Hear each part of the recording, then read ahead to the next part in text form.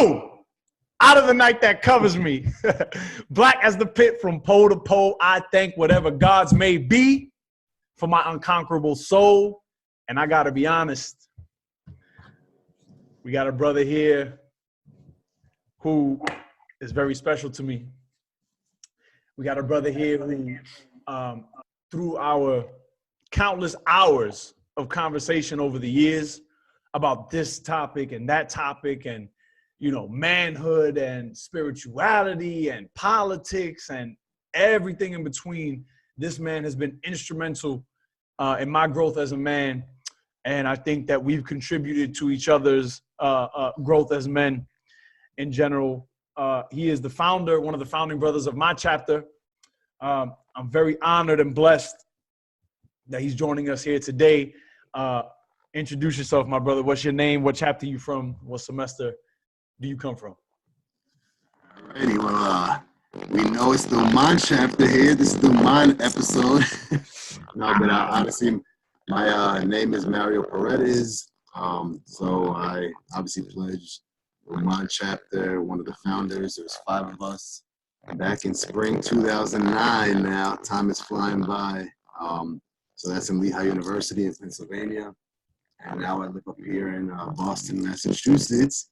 I never would have predicted it, but I came up here right after graduating, and I've been living here since. And, you know, we could get into some of the work I'm doing, some of the things that have happened since I moved up here, but, you know, that's just a little bit of myself. I'm excited to be on this show. I'm happy that, you know, you're putting this together. As you mentioned, we've had tons of conversations, you know, not in front of the camera, but we've had tons of conversations just personally, one-on-one, you know, with others as well. So I think we definitely, like you said, contribute to each other's growth, and hopefully keep doing that. So no doubt. That's what we're here to do. I want to, so like, let's just get this out the way, right? This brother is a Harvard graduate. let's just let that, right? Let's so, you know, for the viewership, for any prospective brothers, you know, that are thinking about, you know, becoming an interest and joining the organization, for undergraduate brothers who are, you know, studying right now, for brothers, you know, alumni, and just the viewership in general. You know, we ain't playing with, you know, intellectual inferiority. You know, some of the brothers and individuals that comprise this organization are, you know, cream of the crop, top of the top as far as their intellectual and mental prowess. And this is an intelligent brother. He is a Harvard graduate, but we're going to get into that. Brother, thank you for being on the show. Thank you for joining me tonight. Let's start with your early life, man. Hold up. Look, this brother, he's been in my house. This brother has been in my home.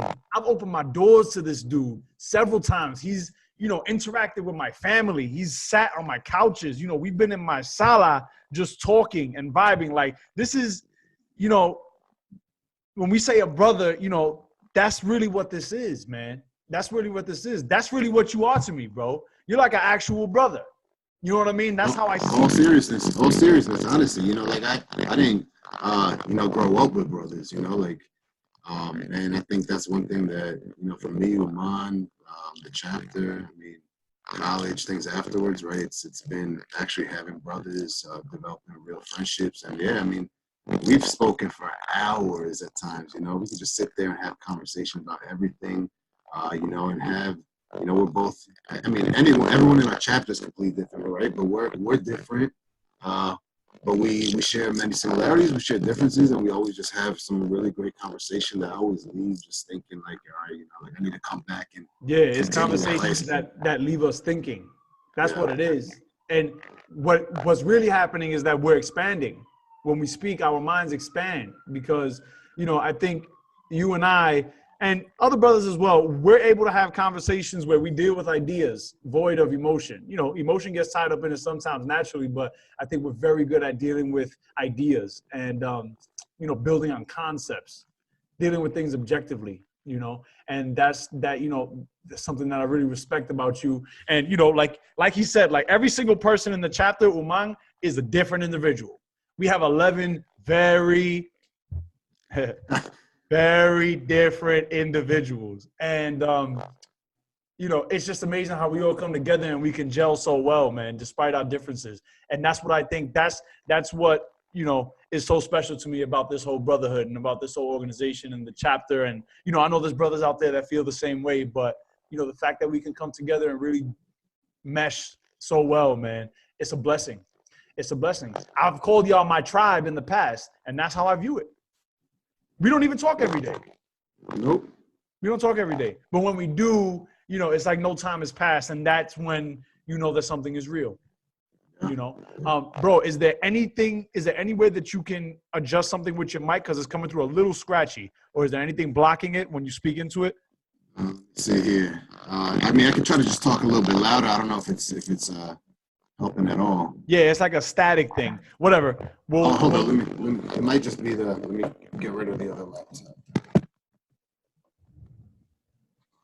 Let's see here. I don't know. It's still coming through like that? Yeah, but it's a little better now. We'll deal with it. We'll deal with it. You want me to try to put headphones on? Yeah, see if that works. All right. Give me a sec. Yeah.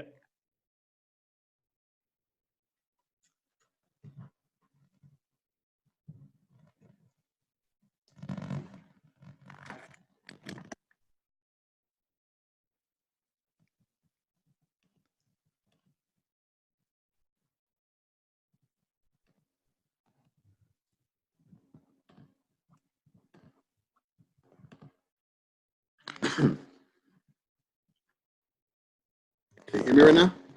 I can hear you. Is there any way that you can change on you see where it says next to stop video, it says mute, but there's a little up arrow next to the mute. Is there any way you could change the microphone to the headphone microphone? Let me see. Is it even recognizing it?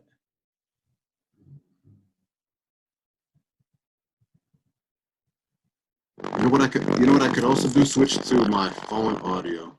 Okay. Let me try to do that real quick. Yeah, see if you can. Somebody don't want us to do this shit tonight, bro. I'm serious. Hold on, let me see if I can do this.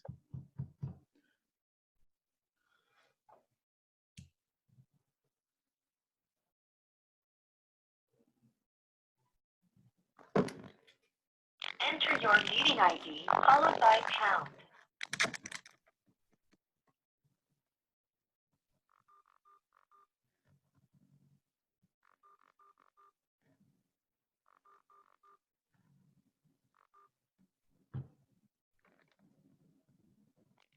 Participant ID followed by pound. Otherwise, just press pound to continue. You are in the meeting now. There is one other participant in the meeting. This meeting is being recorded. All right, let me see, because I'm gonna switch the phone audio. All right, you hear me? You hear me right now or no? Much better. Much better. All right, cool. So does it echo though when you talk? Does it echo back to you or no? No. No. Okay. All right. So let's just do that. I have it on my phone. All right, perfect. So, all right, better. All right. So, perfect. All right, we're back. So let's get into it, bro. You know, talk to us a little bit about your upbringing. Talk to us a little bit about, you know, kind of like your family history, how you kind of found your place in this world as a child, and then we'll build from there. Yeah. Man, so where did I find myself? I mean, honestly, you know, what can I say? Both my parents are from Guatemala. So they both came here as, you know, immigrants back in the 80s. Before, you know, my sister and I have an older sister who's 14 months older than me. But my parents came here back in the 80s, you know, separately. They met here. And, you know, and we could get into the reasons as to why they came here and all that. But as with most immigrants, you know, it's a lot of similar stories, you know, both. Oh, so they didn't know each other in Guatemala. They came here separately and just so happened to find each other. Yeah, they came here separately, you know, happened to find each other when they were in New York. So I was born and raised in Long Island, New York. I say Long Island because even within that, I moved around a lot when I was younger. But born and raised in Long Island, New York. I was the second to my parents. My sister, like I mentioned, is older than me. And, originally they were in Queens when my sister was born and eventually moved out into Long Island where I was born. Yeah. So I was born, what I want to say is, I was raised in a neighborhood that was, I would say, kind of like very working class. I think we were right on the fringes, right on the edge of still making the cut of entering into one of the better public school districts in Long Island. It's interesting because literally a few blocks away, it's unfortunately one of the worst public, school districts in Long Island. And literally just by chance of having lived on one side of that imaginary line, ended up going to a, pretty good public school. My neighborhood, I would say there weren't tons of Latinos. The ones that were there. I was just about to ask if the neighborhood that you was in was, a white neighborhood, or was it mixed, or what? I would say it was predominantly African-American, and then little pockets of, some white and some, Latino. But the Latino was mostly, Puerto Rican. I can't say in my neighborhood there was other, Guatemaltecos I grew up with. It was really, my household, right, and my family who I had so the funny thing, so my parents now are divorced. They've been divorced since I was really young, and I'll go into that a little bit. But, it's funny because my dad's brother ends up marrying my mom's sister, and they also live out in Long Island. And they live in a town that was like half hour away from us. And that was basically the pocket of family we had, right? It was our household and then some cousins that lived, a few towns over. But that was it. I was raised there, and it was funny because I want to say around like middle school maybe is when they redistricted the school districts in the area. So some of the people that I ended up going to, like, let's say elementary school with, at some point, I want to say middle school, we kind of got split up. Some of those ended up in that public school I just told you about. That was one of the worst ones. And then me and my sister and others, on our block ended up at the good school. And that really, changed a lot. Then I would say that was kind of, we all have these kind of moments in our lives that, like, our lives go in completely different ways, turning points. And I think that was probably one of the early ones, for myself, was ending up in this good public school district because, I grew up the first, I want to say 3, 4, 5 years of elementary school. I learned Spanish first. So I was going to, ESL classes. I was doing summer school.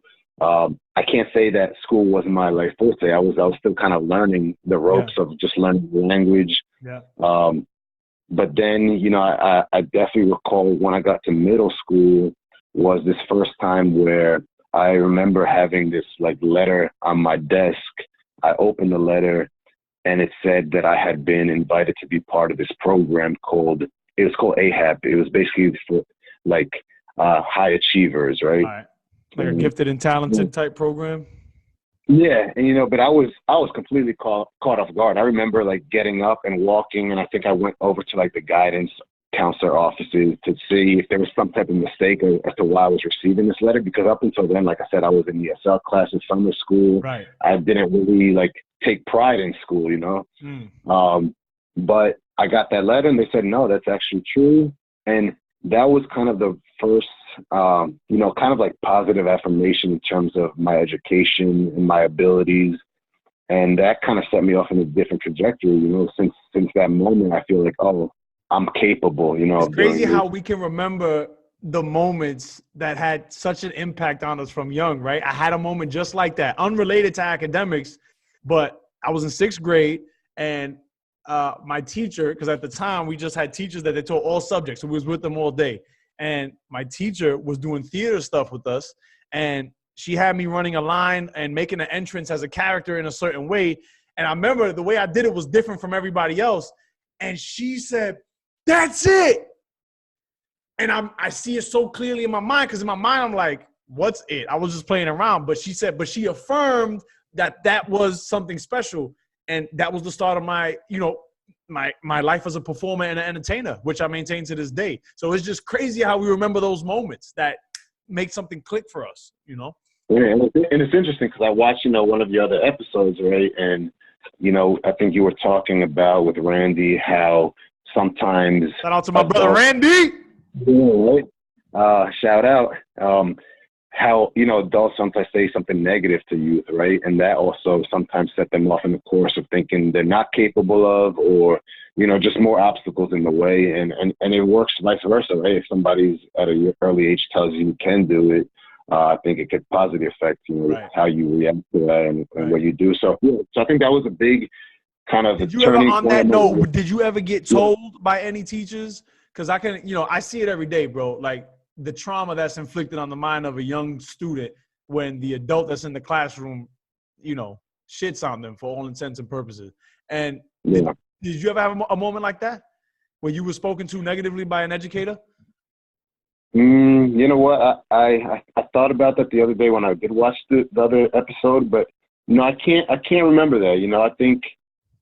I think I was probably, a lot of that was in my own head at a very early age. And I think it had to probably do with, aside from being in ESL in summer school, I was also taking part in this program that was for students who had like divorced parents. So by the time you're in middle school, your parents had already divorced. Yeah, they're already divorced. So this happened when you were very young. Yeah, I mean, they officially got divorced when I was, I want to say, between 6 to 7 years old. Do you remember this? Is it like a traumatic experience in your mind that you think about to this day? Is it, difficult for you to even speak about? Like, what are your memories of that whole thing? Yeah, no, I think that whole, and I mean, we could get into that as a whole nother thing as well with kind of how my family life affected who I am today, and it continues to affect, but yeah, I think it definitely affected me, in the sense that I felt out of place, even though I was going to these good school districts. One of the things was that I lived in, like I said, in a community that was very, lower middle class, right? But I ended up, the school where I went, was in a very rich neighborhood. So, getting kind of, I remember, as you get bussed into that neighborhood, all of a sudden you keep going, the houses start getting bigger, Yeah. Things look nicer, neater. So I think there was definitely this, kind of idea I had put in my head that I'm, not capable of, but I can't say anyone specifically told me that. Okay, I got you. But I think that my surroundings made me, to an extent feel that way, looking back on it. Got you. Okay, cool. So we're dealing with your middle school experience now. So, you get this letter, that's telling you that you're invited to this program. Is it a switch that flicks for you that you now say, okay, I got to start taking this seriously? Or, what's the story from there? Yeah. So, what I think, so even though a lot of my childhood, unfortunately, is a lot of the memories I have are of conflict, of conflict in the household, of moving around.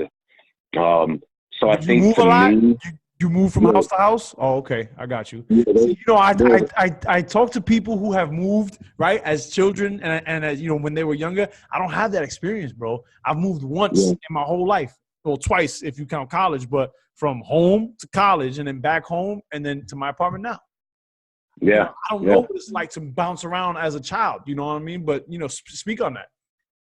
Yeah, so I mean, it happened a lot. Like I said, my parents, although the divorce officially happened around 96, there was already conflict leading up to that, and there was conflict post that, So there was a lot of things that we had to deal with, my sister and I, right? And each of us handled that kind of trauma in a different way. I think for me, I went very inward, Okay. Inward in the sense that, like, I wasn't then talking about it with anyone else. I think my focus then became school and sports, soccer. So whether that meant me going out in the backyard and kicking a ball against a fence by myself, right. Whether that meant just dealing with issues by almost ignoring them, right? Just kind of like, not dealing with them, saying, if I don't pay more attention to this, then it will become a bigger thing. It'll go away. But as we know now, and as you and I have spoken about before, it in fact doesn't go away, and it just festers. Yep. And then it manifests as, you know, toxicity down the line. Yeah. It looks different for everybody, but continue. Yeah, so I think I went and, you know, we'll definitely get there because, again, all this is still plays a role in my life to this day, and it's going to continue, you know. Yeah. But, yeah, in those moments, I think I definitely went very inward in terms of just, you know, not trying to deal with a lot of things and just, I think, you know, you saw those ads when we were younger of, like, things, you know, sports, this was my anti-drug, you know, like things like that. There was these commercials, and that's kind of the way I framed it, you know, like to me, school and soccer and, you know, just being out on the block playing, like those were my kind of antidote, my reason for staying out of trouble, you know. So I think I was always kind of, you know, known as this like good kid in terms of well-behaved, you know, when I was younger. I mean, not in my house, right? When I was really young, right, I was definitely like in my house a troublemaker and running around and bothering my sister and all that. But in terms of outside in the outside world, whether it was going to friends' homes, you know, I think all those families knew me as somebody who was, you know, respectful when I came to their homes, that I was very well behaved. So I think, you know, that was my way of, I never got into, you know, major issues and trouble, you know, growing up, because I just went inward. I said, I'm going to focus on my academics, especially once I started doing well in school. So the inward thing, right? Because I'm curious about that. You know, I'm curious that, you know, some kids, you know, some young people have both their parents, have, you know, what they would call a stable family life. But the problems that they face, they don't go in, they explode outward. You know what I mean? Yeah. So it's just interesting to me to see the differences. Do you think that is any one thing or any, you know, game that your father or mother gave you growing up that caused you to be like that caused you to just internalize everything? Yeah, you think contributed to that? Yeah, you know, and I don't think they both methods, right, whether you go inward or outward, have their strengths and weaknesses to it, right? Yeah. Like, if you go inward, maybe it can help you at times avoid letting loose on others, right? But like you said, one way or another, if you don't deal with the issues, whether you handle things inward or outward, it's going to come out in the future, right? But, you know, there's strengths and minuses to each one of those. But I think for me, you know, I happened to go inward, and I think it had to do with growing up around so much conflict. I was very conflict avoidant, you know. To me, I didn't want to deal with conflict. You know, I kind of wanted to, I'd rather just shut my door and be like, I'm not going to argue. You know, I'd rather not have to hear all this, deal with all this. So I think that's what would happen, right? I would kind of just go focus on my books, focus on playing sports, and just, like I said, kind of pretend that I'm almost living two worlds, right? Like it's the world at home that's filled with a lot of conflict, and then the one I present at school, you know, when I was go to school and hang out with friends, which is that, hey, I'm doing my thing in sports. I'm doing my thing when it comes to my education. But there was definitely a separation of both worlds, right? Like although I would go to a lot of friends' homes, very few people ever came to my home, you know, because there was definitely a sense of like, you know, embarrassment at that age of one, you know, I lived in a smaller place compared to some of the students. Again, I was moving a lot. I was at times living, you know, in basements and in trailer parks, in rooms, you know, moving around.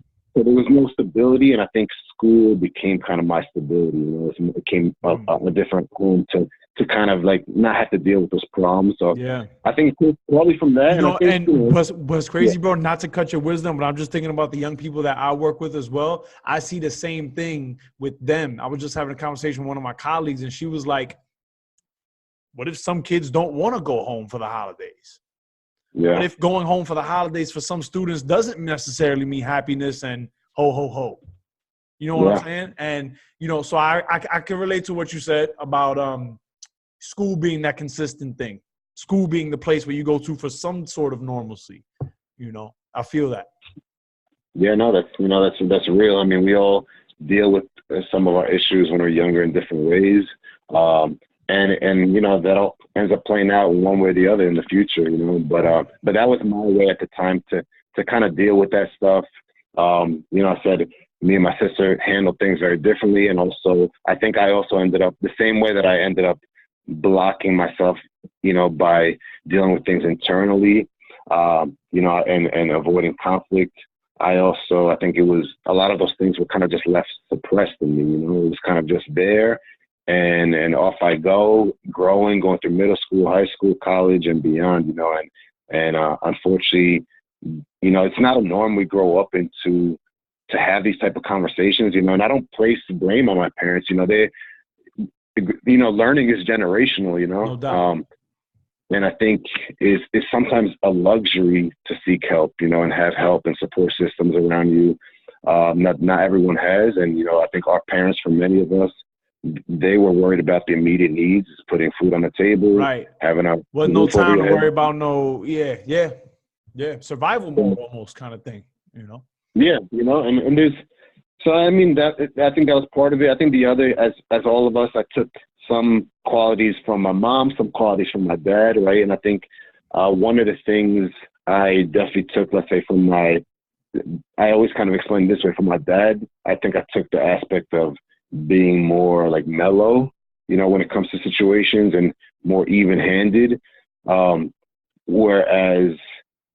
Whereas with my mom, I think I took more of my active side in terms of now my involvement and being so active in the work I do, because of seeing how hard she worked, Okay. So, but I think that all played a role in then how I deal with issues, right? I thought being mellow was good enough. As long as I'm mellow and, just even-handed, then things will work out, and I don't have to really deal with the issues. But yeah. So that's kind of what happened in my younger days. Yeah, man. So you going from middle to high, kind of coasting through. What was high school like for you? At this point, are you living with both your mother and your father? You going there sometimes, and then you going to the other house sometimes, that kind of situation? Or what was the setup when you get to high school? Yeah. So, it's hard for me to remember exact years and days. I got you. But, I would say for the most part, me and my sister were always together. But once we got to an older age, around high school years, there were moments where we were split up. And let's say my mom would be living Shout with out my to your sister, bro. You've been mentioning her for years, and I've never actually met her or spoken to her. But shout out to your sister, because I know she went through it right alongside with you. Oh, absolutely. She's the first. She's the oldest. She's the one that had to take the first steps in a lot of things. Yep. When it comes to going to college. Even I remember one of the few memories I have from when I'm younger of like her going off to elementary school for the first time, and me kind of being at home crying. So I think, and she remembers a lot more than I do in terms of our early years. So yeah, definitely shout out to her. Shout out to her. And yeah, I mean, with kind of this middle school, high school thing, I think there was definitely a transition period there. There was good and bad moments leading up to it, but I think there was a lot of, I don't know, I consider myself in many forms like a late bloomer with stuff, right? Because I think serious conversations weren't had in the household, right? Of like, let's pause and talk about, prepare for where you're about to enter and things like that. Right. So I think a lot of learning has been done through trial and error, unfortunately. Figuring it out on your own. You and I have spoken. I never had the talk with my parents growing up. You know what I mean? They might have dropped some indirectas here and there, but it was never a sit down on what I now, in my perspective now, consider to be critical. I'm bro, and let me know how you feel about this, but I'm of the, especially now that I have a child, I'm of the view that, there's nothing that I want my child exposed to outside that she's not already going to hear from me first, no matter how crazy and wild. I would rather just, expose her to little doses of reality when she's ready than for her to figure it all out like we did. Bro, I did a lot of figuring out. And, thank whoever that it didn't end up in a toxic situation when I was young. Because I got into some crazy things, not OD, but you know what I mean? Like things could have went left very quickly. You know what I'm saying? Yeah, for sure. What are your thoughts on that? I think that's what we're trying to do, right? Is like climb out of our own cycles and make sure those cycles aren't recreated in the next generation, right? And I think, like I said, with each generation, you hope that there's some learning done. And I think, and that the learning curves get shorter, right? Because I think, I think you've mentioned something on another episode too, of kind of feeling like you're so late in the game, learning some things, in your life.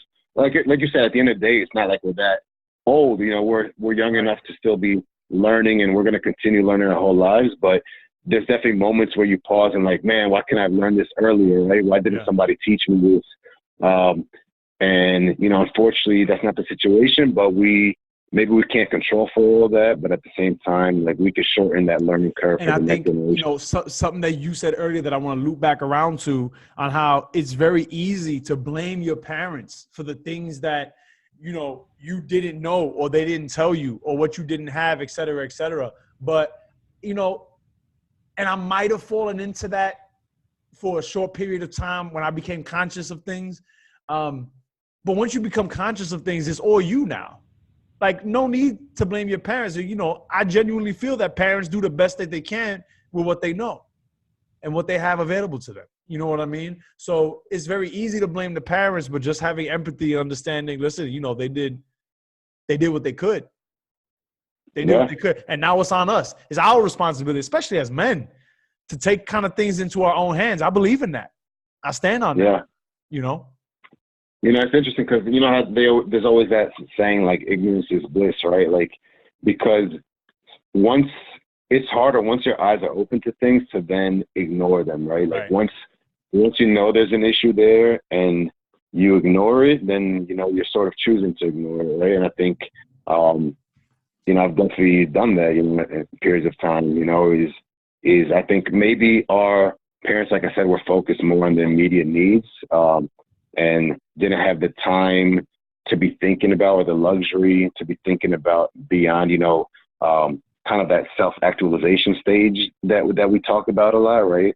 The kind of hierarchy of needs of climbing up that ladder. But now we can't say we haven't been exposed to it. If folks in the viewership don't necessarily know what's being referred to, we talk about Maslow, right? Maslow's hierarchy of needs, which essentially, this guy put together this pyramid that is supposedly, showing you what humans need, what human beings across the spectrum need to be fulfilled, like to live a fulfilled, existence. And at the very top of that pyramid is self-actualization, where you realize your purpose, you kind of realize, who you are as an individual, self-awareness.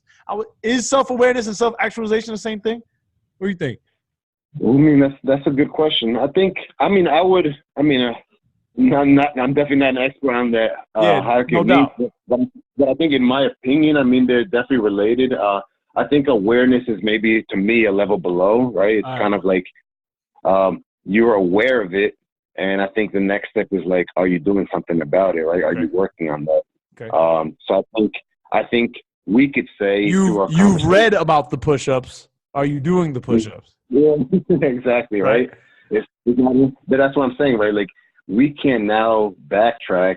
Once your eyes are open to something, now it's up to you if you want to pursue that, right? And work on certain issues you want to work on, or strengthening other strengths you have. But I think, we're all kind of in that stage, so that now we have, again, the luxury of saying, okay, you know what?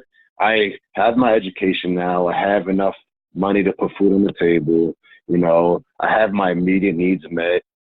Things, especially if things are a little bit more stable, then you get to kind of work up that ladder, right? And eventually work on yourself, And I think that's super important. To me, that's super important to then break those cycles we talked about, right? How do we get our young people to realize the importance of, and this is funny, right? Because I don't know if, as a young person myself, knowing my mind, I would have listened to somebody telling me, you got to work on yourself. But, I don't know if it was presented to me like that, I would be like, what are you talking about? What are you saying? But like, is there any bridge that we can build? You working with, because you work with younger folks, but not like OD young. You deal with like college age, right? Or like just graduating. Sometimes. No. Yeah, it's a mix. I'm doing. So I work in immigration law now. So I'm working with a lot of folks who are immigrants and all age backgrounds, right?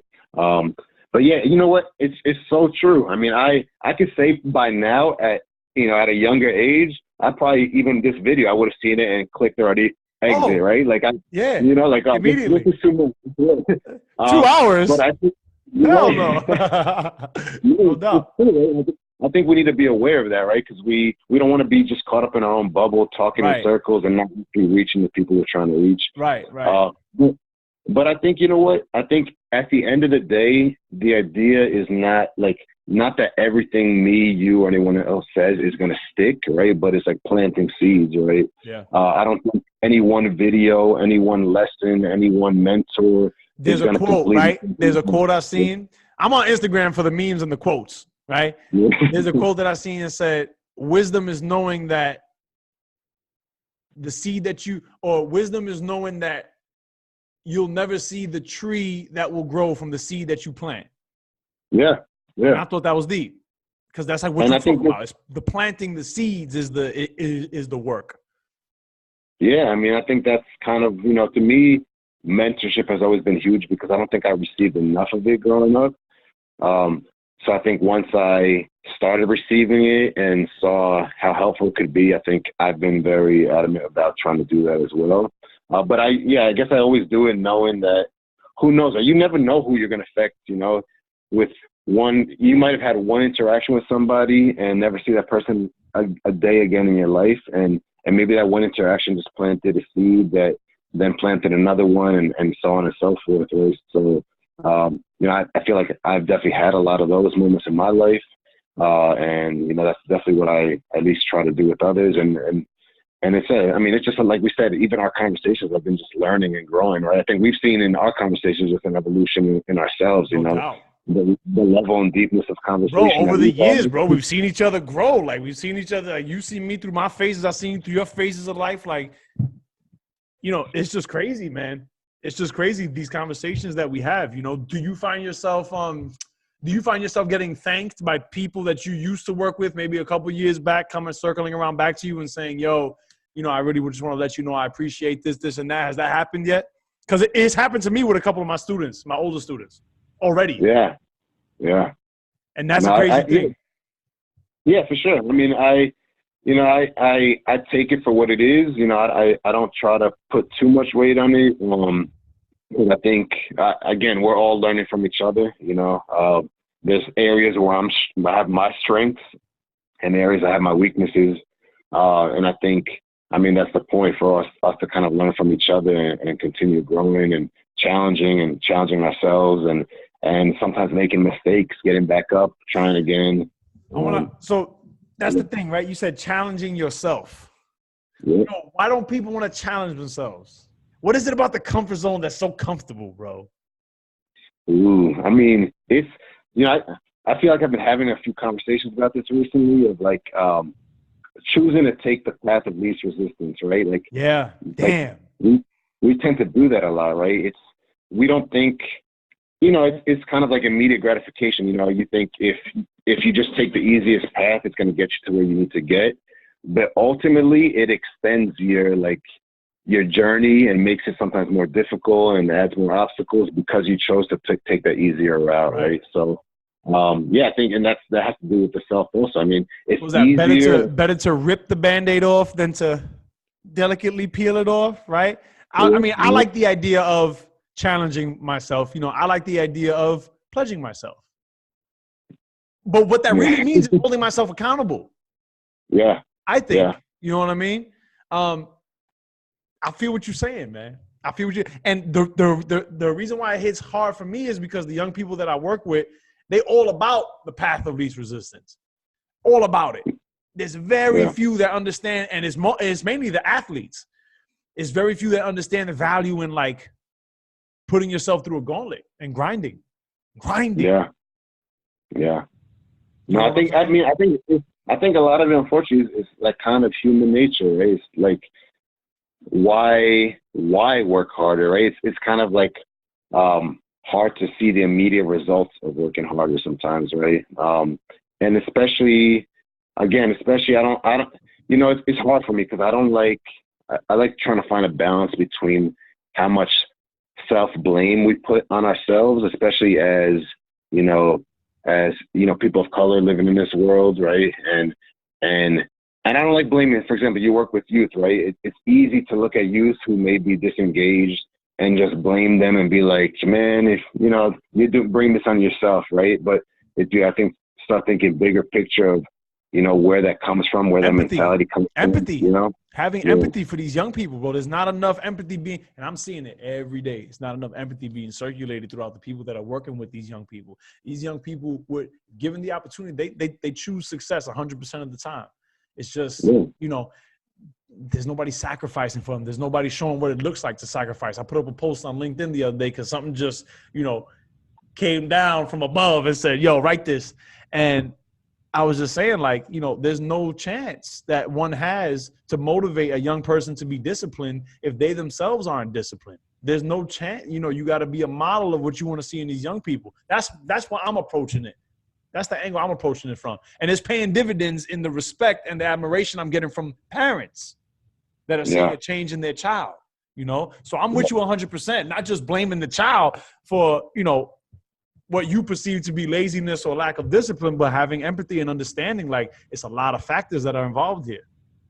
Yeah, tons. And I mean, that goes for all communities, right? The same happens in the, you know, working with the immigrant community. There's a lot of blame that's always getting put without thinking. You know, again, path of least resistance, right? Putting blame on somebody for one little thing is a lot easier than looking deeper at the issue and analyzing it, seeing where it came from, and how that develops and the context around it. So again, I think it's human nature sometimes to look for the easy answers, try to take the shortcuts, or just ignore issues, not deal with them. So I think, you know, I mean, we could all learn from that. I'm definitely doing that. I've definitely done that a lot. I've definitely taken the path of least resistance in many ways, right? So I think it's normal for, you know, so as you mentioned, for youth watching, if they're still tuned in right now. I got like two students that are probably gonna still be tuned in. This is for y'all, you know. You know, no, to keep doing that. I mean, the idea is just planting those seeds, because eventually they're like, all the stuff I'm even talking about right now about my childhood. It's not like I was noticing all that stuff at the moment, right? This is in retrospect. You gain perspective and you're able to look back and evaluate. Exactly. Right. Exactly. I got you. So high school, what's the road from high school to college? Did you have a counselor? Did you have like a helper that helped you along the way? Something that came up in the last two interviews that I did that I found very interesting was the logistics of high school to college, meaning the paperwork, the financial aid, the test scores, the application, the logistics, or the whole circus and pony show, right, had to be figured out by them, by the student, right? I was in a position where my mother knew a thing or two. So I was doing it with her versus just doing it by myself because my parents had no idea. So I was fortunate enough to have at least that support at home for that. But the two brothers that I interviewed prior had to figure out the logistics themselves. So I'm curious, in your situation, you know, what was the road from high school to college? What were the logistics like for you? And then did you have anybody aid you along the way? Yeah, I mean, I think that's definitely a common theme that you're probably going to keep hearing, right? I would say, aside from my sister having had that first experience the year before me of applying to college, that was it, right? I kind of had the experience that, like, I know it's possible, I know it's there, and I vaguely see a process that played out, but she was figuring it out completely on her own, right? I kind of came in the year after, and at least knowing there's a process, but I could still say I was still the same way my sister was, doing things on my own, right? Figuring out how to fill out the financial aid forms. You know, both my sister and I, you know, especially her, I think, you know, grew up of when documents came home and translating those documents, you know. And, so yeah, definitely when it came to applying to college, I could say, you know, I feel like college snuck up on me. I can't say, like, my parents were very hardworking. I remember my dad. Did your parents did they plant the seed that you was going to college no matter what, or was that even, you know? I heard you say that on another episode, and it, you know, it stuck with me because I was like, you know, honestly, no. Like, education was definitely important. Education, I'll say that. Right. Yeah, education was important, especially, you know, I think my parents didn't end up, you know, graduating from college. My mom didn't go. My dad kind of started the education, but that's when he had to, come to the U.S. I mean, he came with the intention, of having enough money to buy himself a desk so he could go back and finish his studies, right? And that never happened. So the idea of education was planted in my mind, and the importance of education.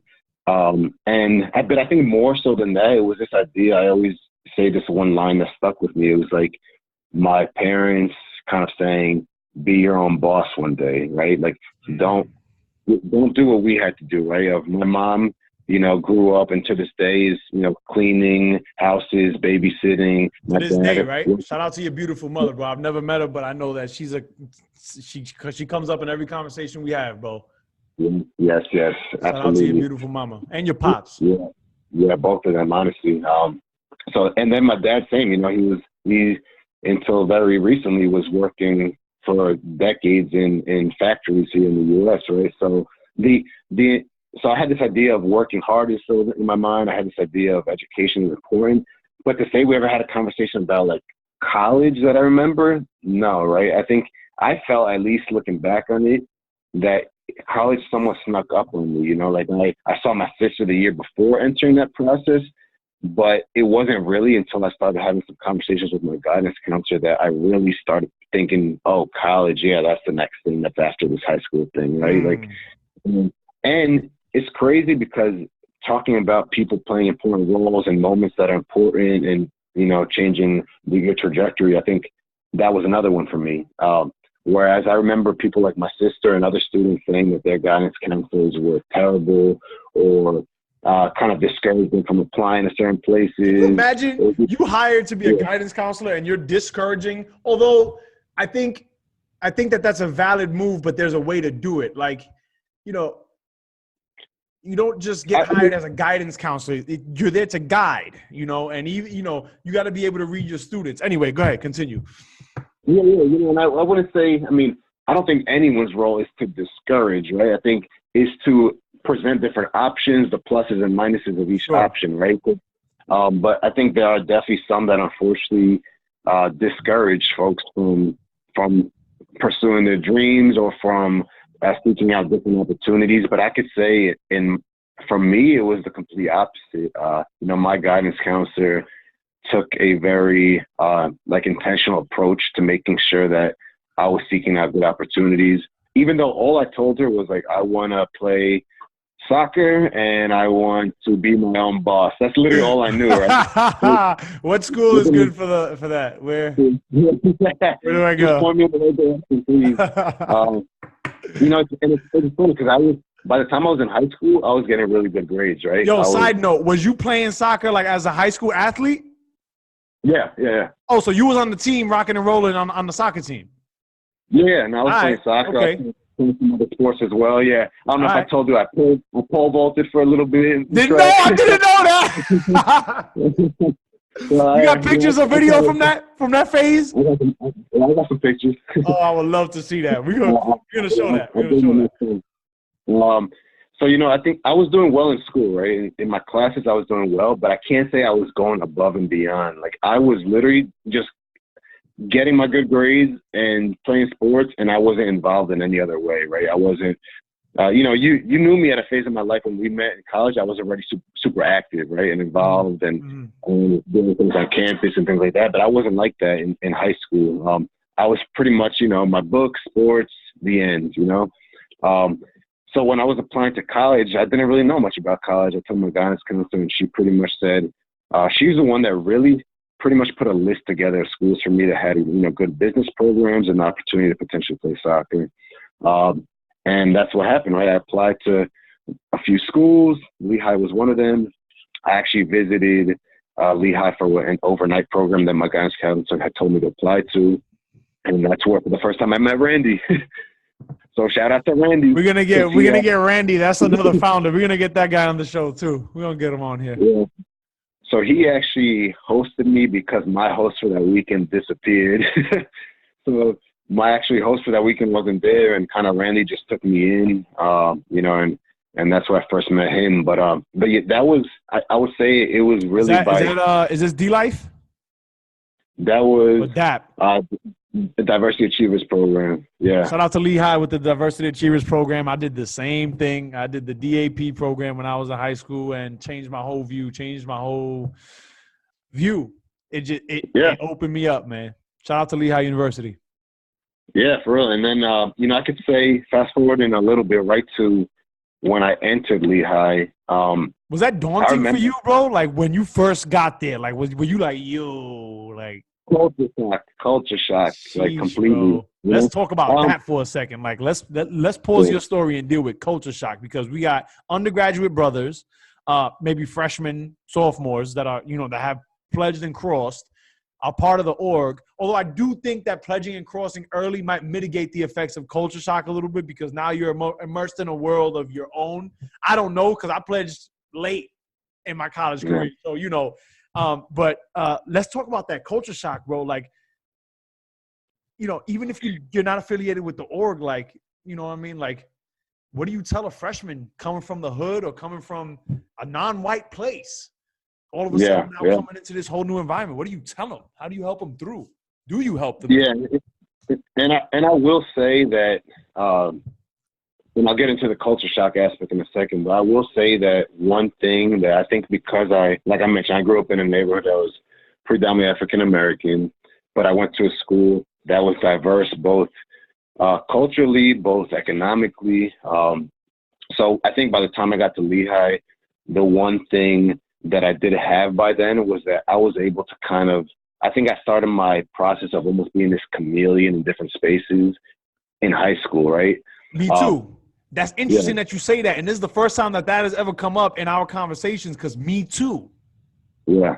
The ability to kind of like go from group to group and change, maybe not fundamentally who I was, but change the way I interacted in order to just meld and blend in. I know what you're saying.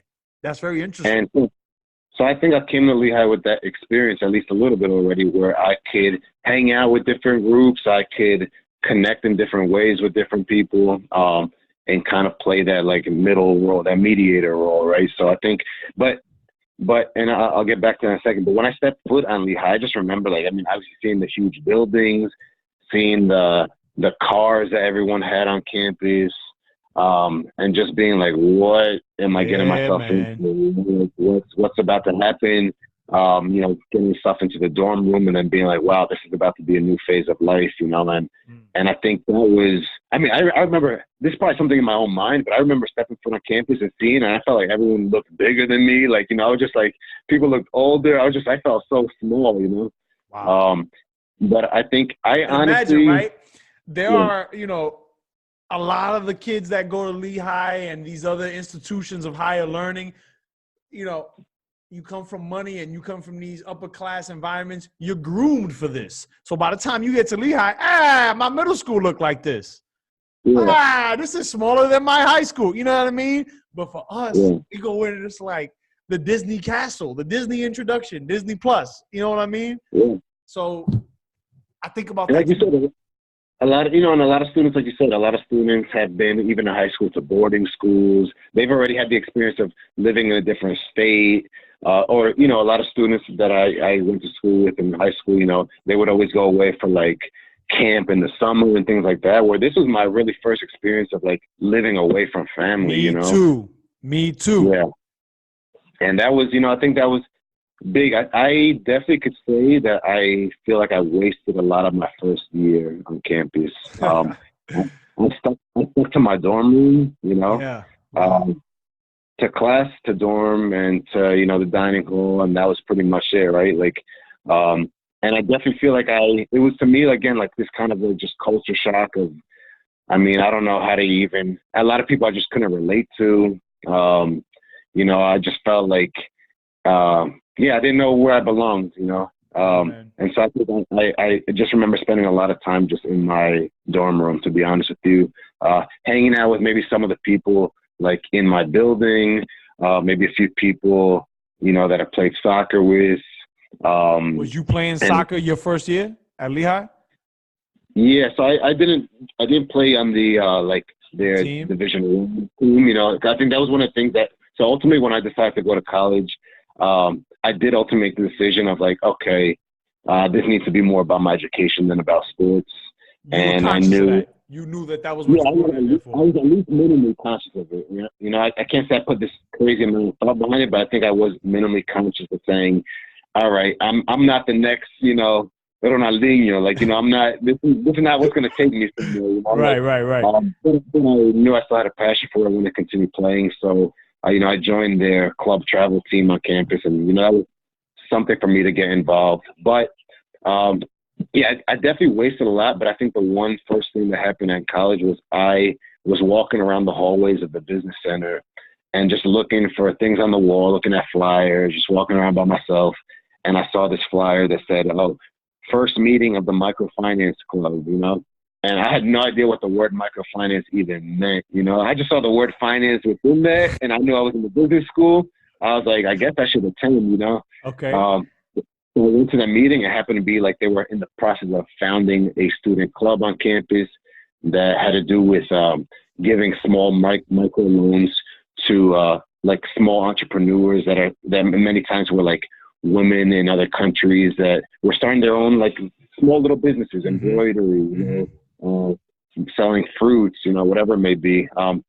So that was my first involvement on campus. And from that, because I knew Spanish, I got invited to go as an interpreter to Peru.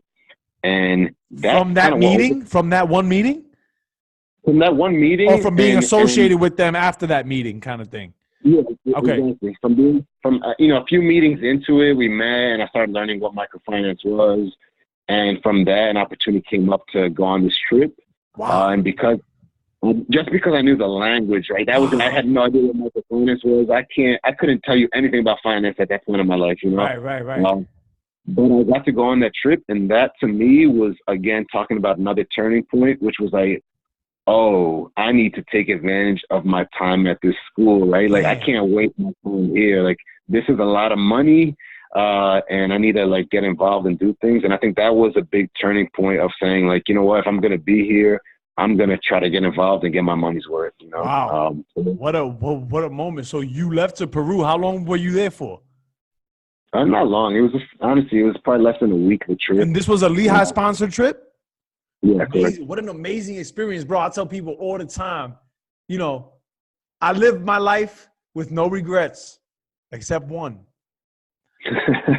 I never studied abroad. We've spoken about this. I've never studied abroad or took advantage of the opportunity to leave the country on the university's dime, or mostly paid for by the university. And damn it, if I can go back and change one thing, it will be that. Everything else stays the same. The heartbreak, the victories, the trials, the tribulations, everything else stays the same.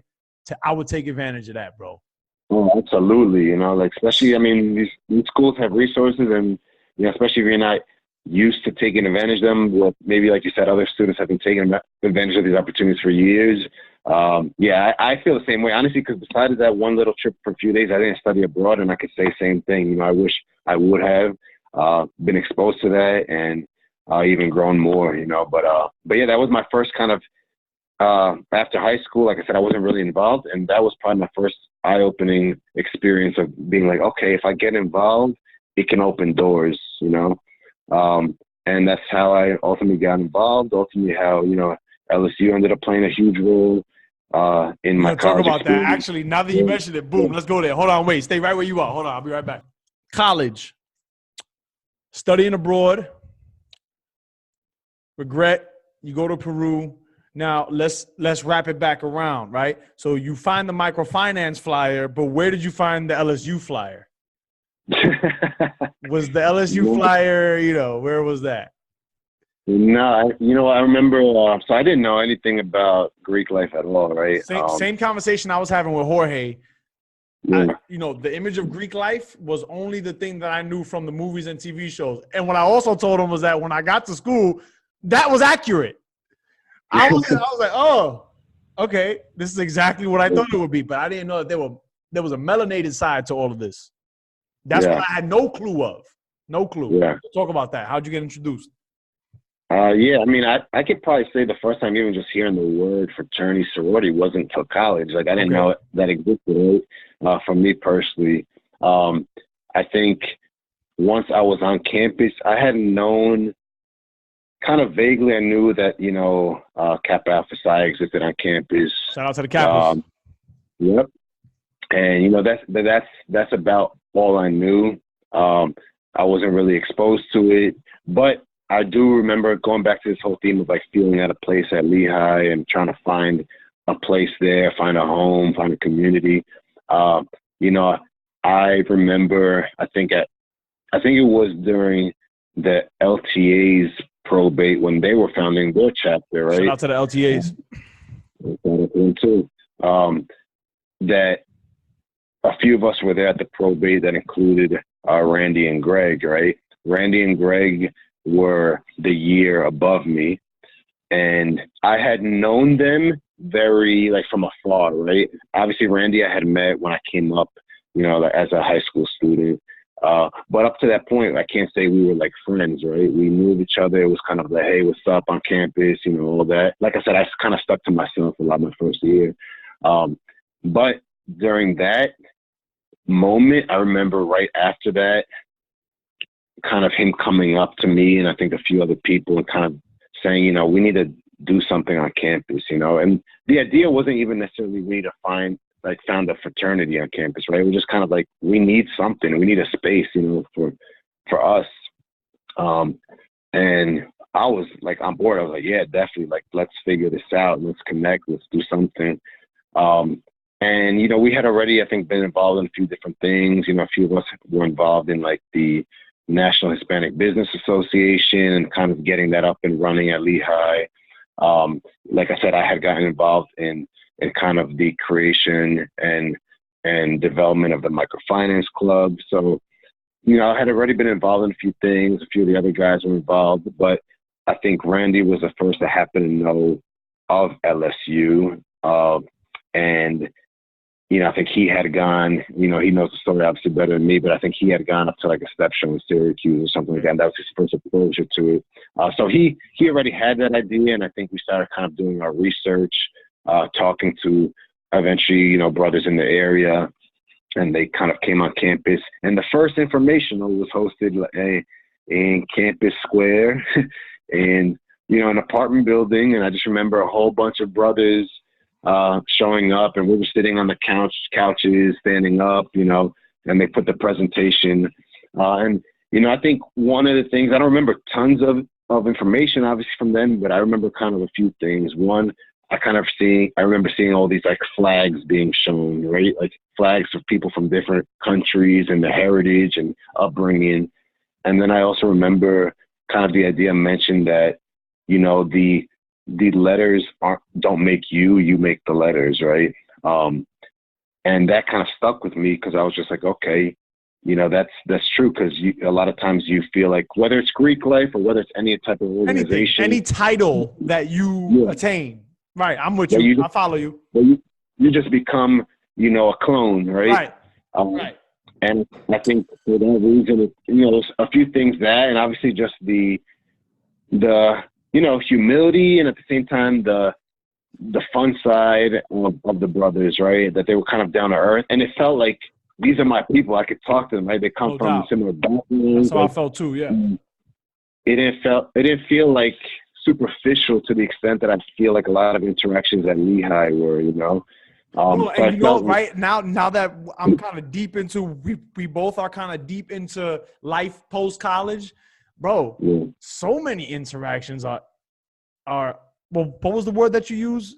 It's superficial. So many. Yeah. I'm not interested in small talk anymore, bro. Like, yeah, I go do my business, boom, boom, boom. Like, I'm living the kind of life right now that you was living your freshman year of Lehigh. Take care of business, back to the crib. Take care of business, back to the crib. I'm not interested in superficial interactions. It doesn't interest me at all. Yeah. You understand? Which is why like conversations like these are so fulfilling to me, because I know that when I get with somebody like-minded, then I can open up. But I'm not interested in how's the weather. I'm good. Yeah. But that's what a lot of it is on campus, like you said.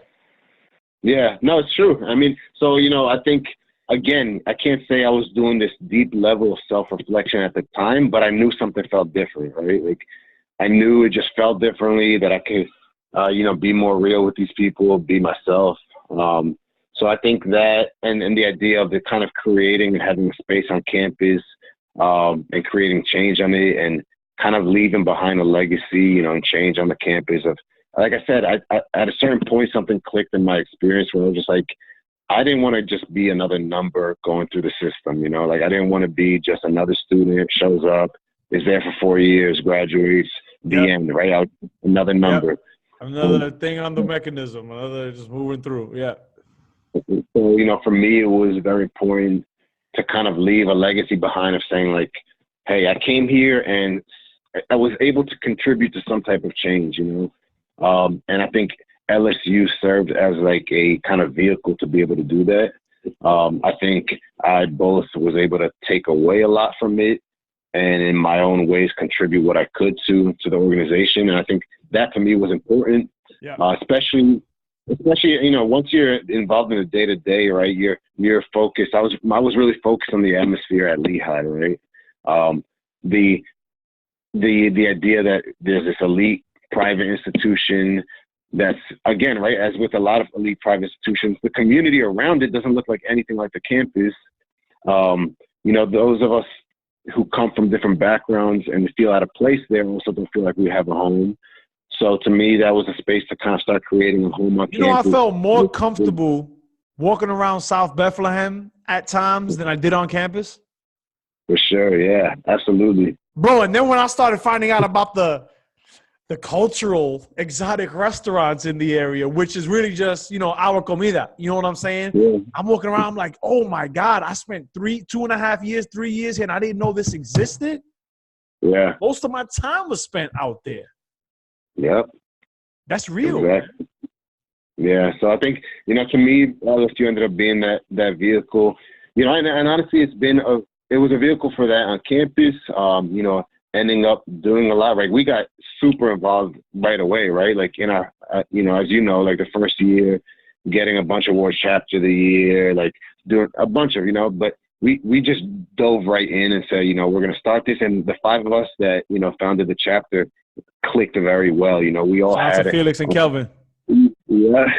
Felix, Kelvin, Randy, and Greg. Like we just vibed. We were all different, but we all contributed in our own way, right? And we all used our strengths to the advantage of the chapter.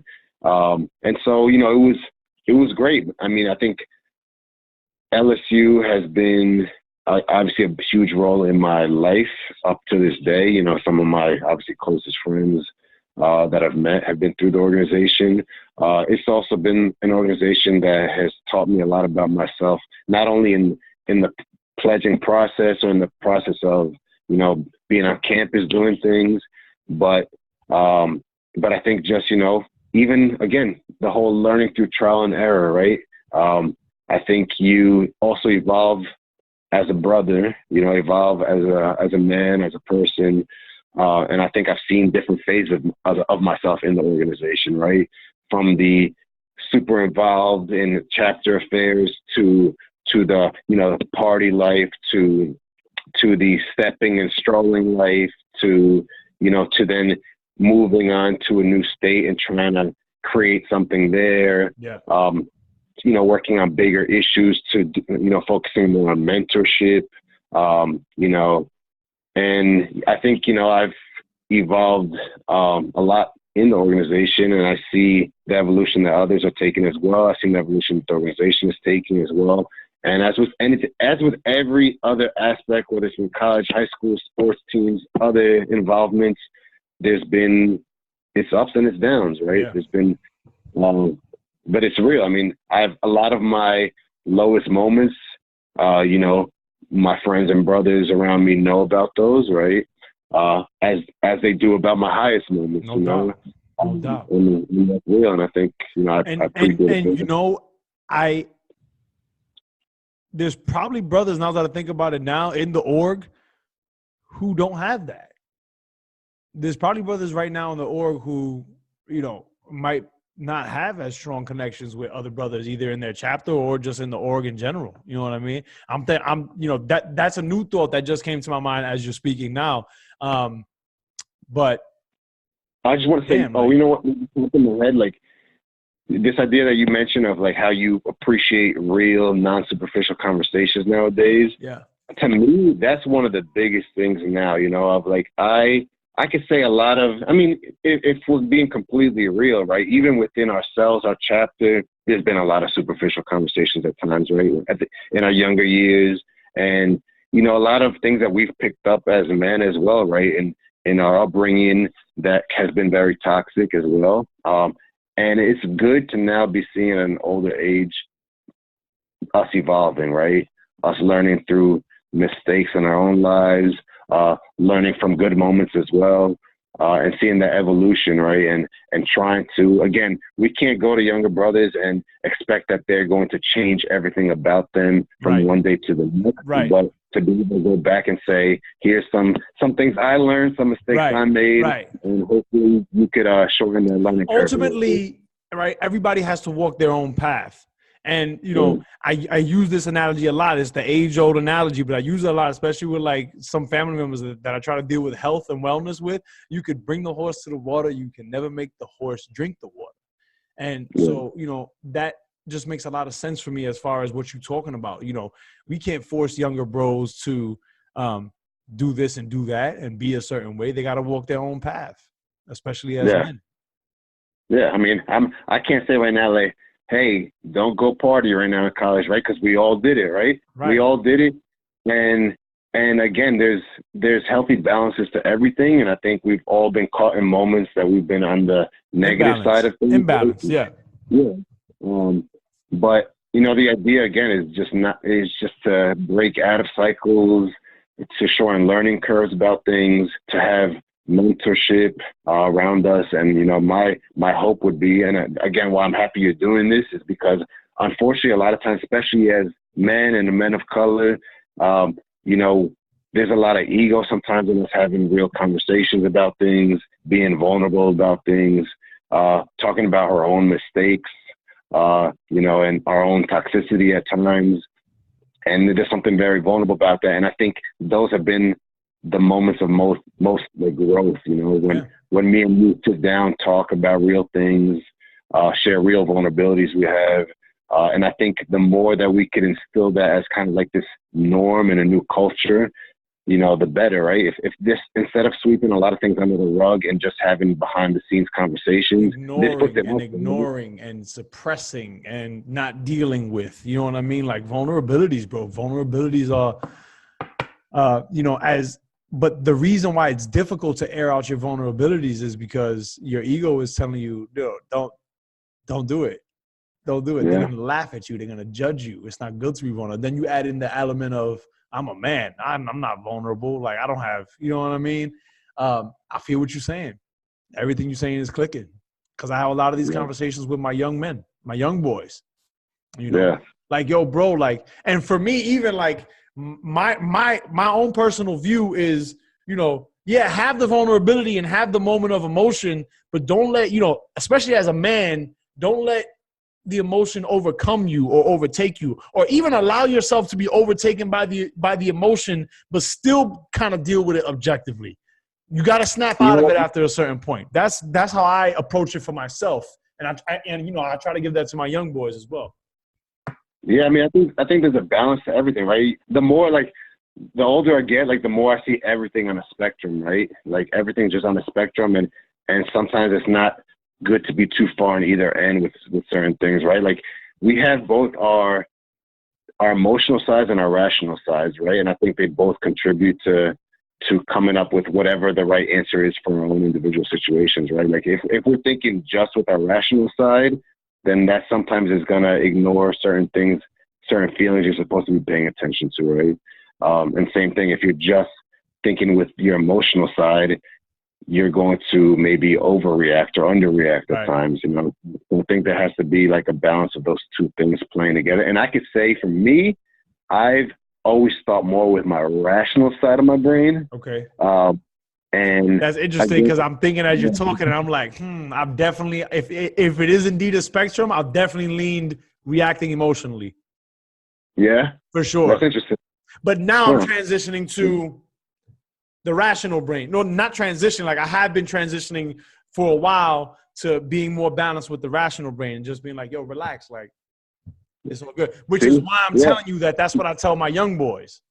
Yeah. You know, to be emotional, but you know, snap out of it after a certain amount of time. Yeah. No, and that goes to show, right? We're all on different parts of the spectrum, and which just means like we need to open ourselves to the other side, whatever our weak side is, right? The one we don't put to use, right? It's like flexing a new muscle, right? And you gotta create a new habit around it.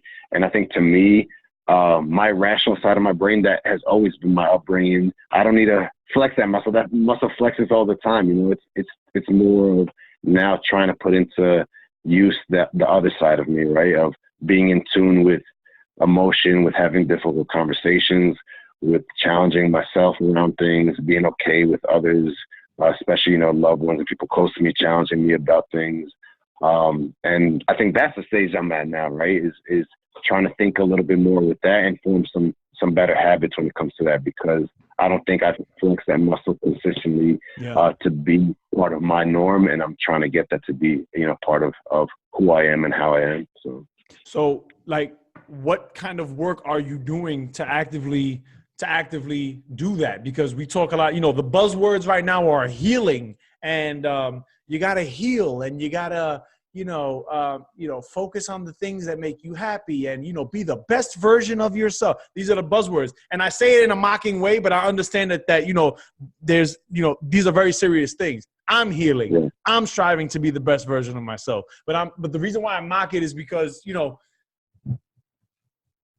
these things are said so often that, you know, for many, they lose meaning.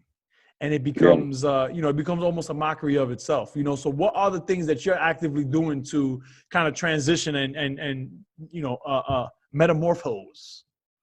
Oh, yeah. I mean, I'll start with one direct one that just began in my process, which is therapy, you know. I think that's, to me. Shout out to you for even admitting that, right? Like, see, in my mind right now, I don't have a problem. If I decided to do therapy, there's nothing in my bones that would be ashamed of that, because I'm comfortable and I'm secure in that. But there's a stigma around that still. Oh, man, there's still a stigma to me about it, you know? Like, I'm putting it out there because I think I've noticed in the past when I've put stuff out there, like I said, vulnerabilities, right? When I put vulnerabilities out there, they become less vulnerable, you know? So I think to me, I could say, I mean, I was somebody that was on the other end of like, you know, I don't think that's for me, you know, like, I thought therapies for, you know, individuals who, like I said, can't control, kind of the emotional side of their brains, right? Like, and that they're in crisis mode and things like that. And I could still say, I'm not saying I'm completely on the other side. I think I'm just opening the door to that and to try and experience something new. Being more open-minded to things that maybe I wasn't in the past. And again, I'll take some of that blame for myself, right? But at the same time, I know where a lot of that comes from, right? From my upbringing, this wasn't a norm. You know, it wasn't a norm to even talk about difficult conversations in the household, you know, in the community. So I think, I think by putting it out there right now, my hope is that, again, I'm learning about this. I just turned 30 this year, right? I'm just trying new things at age 30 and hoping that maybe others listening could try it at 29, you know, like, no doubt. So that's one thing. I think other things is, again, how's that been going for you? You know, getting into the level of detail that you feel comfortable with, but is it like weird? Because I've always thought, not always, but, you know, when the thought crosses my mind, I'm like, I don't know this person though. You know what I'm saying? Like, I know that, you know, I get the idea of having an impartial, you know, person to analyze and things like that. But I'm just like, I don't know this person. How am I to entrust them with the deepest, darkest? You know what I mean? What do you think about that? Yeah, I mean, I could definitely keep you posted on that, because that's a process that just began, to be honest with you. Yeah. So I'm still in the phase of finding out what that means, what it's going to look like, what conversation is going to be had. But I could say, you know, as of right now, I'm very hopeful about it. You know, I think, again, I think sometimes you just like plateau in terms of how much you could like challenge yourself sometimes, or what you don't know what you don't know, right? You don't know what questions to ask. And so I think this is just an opportunity to have, again, somebody impartial that doesn't know, that you kind of are on a blank slate with, to come in and have conversation, right? Right. And I mean, I'm kind of viewing it in that way of not having too much expectations, other than saying that I am hopeful that it's trying something new, and I kind of look forward to see what doors it opens in conversations, and what things from my past I could challenge, and what toxic behaviors on my behalf I could challenge and start creating new norms around, right? Especially when it comes, like I said, to those around me who I care about in relationships and family, you know. And I could say, for example, going back to just LSU, MSU, Upsilons, Greek life, you know, all that. I mean, this was, fortunately, you have to have somebody that introduces you to this idea, right? And to me, again, therapy wasn't a norm to talk about. Sometimes having these difficult conversations wasn't a norm. A lot of this came about through long-term relationship with you know, my partner, who introduced me to that, right? Who said, try that. And, you know, it's really years of saying no to finally get me to be like, all right, maybe it's time to try that, you know? So yeah, I think that's, to me, one aspect. I think another has been what we do, right? I could say now with friends, conversations are becoming less superficial. They're more real. But does that happen, right? Does that happen automatically? So I want to go back to the therapy thing. I got another question on that, but like this just, do conversations become less superficial because one has a stronger sense of oneself? So automatically, you know, superficial conversations fade away. It makes sense to me. If you know yourself and what you stand on, and you know your square, and you have a strong sense of, you know, or you are self-actualized, or you're now more self-aware, then, you know, I feel like that's just a frequency that you emit. That's just a vibration with which you carry yourself with. What are your thoughts? Yeah, no, I mean, that's a good point. You know, I can't say I gave that too much thought before you mentioned it. But I think, yeah, I think it's definitely partly that. I think it's just like a natural, like you said, natural byproduct, basically, of you starting to be more self-reflective about things. Right. And so you're curious more about yourself, about how to grow. You know, you're at a different phase in your life, like you said, where maybe other needs have been met. Now, for example, like I say, for me, I'm finally done with schooling. You know, I don't have to be worrying about my books all the time.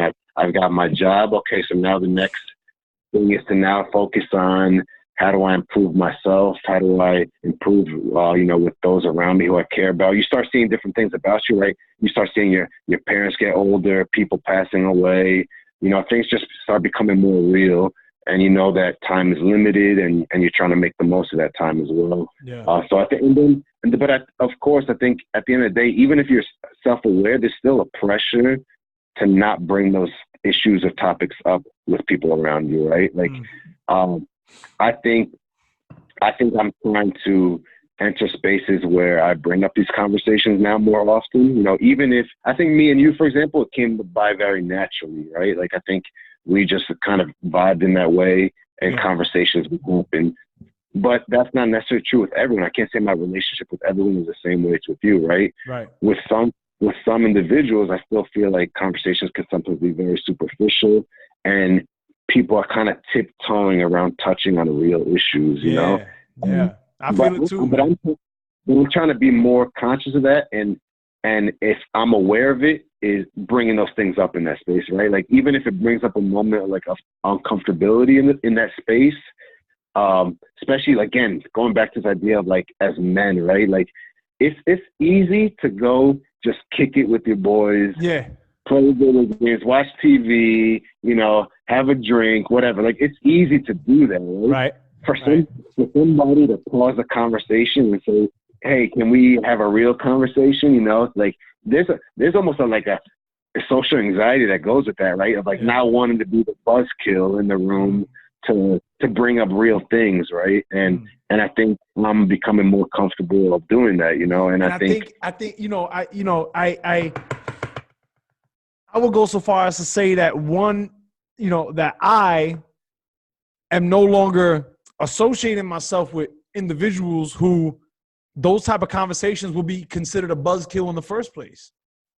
Yeah. You know what? I have a small circle, bro. Yeah. I have a small circle of people that I entrust, that I would welcome into my home and my mind, really. A very small circle. Go ahead. I will say, though, I partly agree, but the other side of me also is I don't want to be in a bubble either, right? We're just with people that are just already open-minded, right? Like, I want to also make sure that I'm also interacting with those who aren't yet there, like because I knew I wasn't there at one point, right? So I don't want to ignore those who are still on the fringe of figuring that stuff out or not being challenged. And I want to make sure those, other young men who are being brought into the fold, right?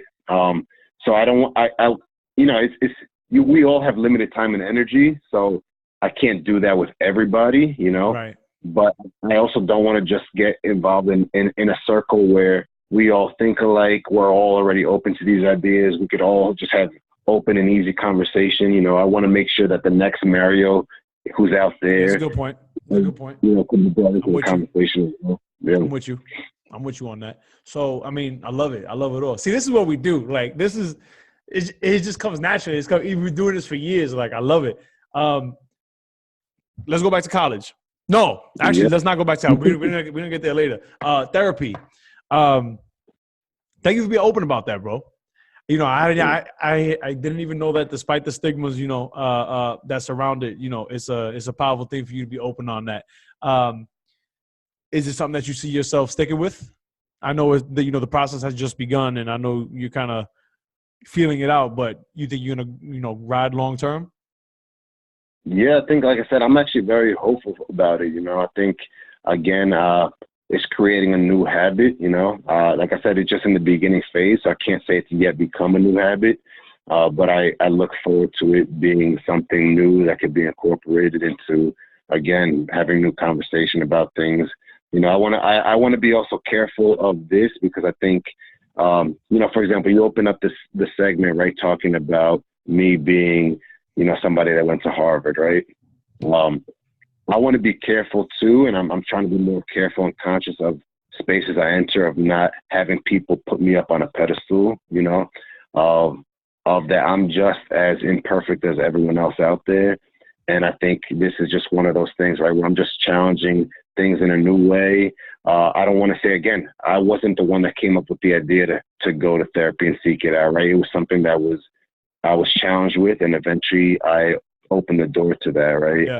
Yeah. So I think I opened to the door to it as a commitment, right? Like, I'm committed to trying new things, making changes, entering a new phase of my life now, and that's kind of the stage I'm at right now. So yeah, I definitely look forward to it, and I hope it goes well. Good for you, bro. I hope you get I hope you find what you're looking for in there, whatever it is that you're looking for. I know it'll lead you somewhere. I stand firm in my life on my path on there's no chance encounters nor coincidences, so you're meant to be there and you're going to find what you're looking for. College to grad school. So you graduate college. How was that experience for your parents? Ooh, yeah, super proud, super proud. For them, again, it was, I think, a mix of things. To them, it was partly, dreams that they were never able to fulfill.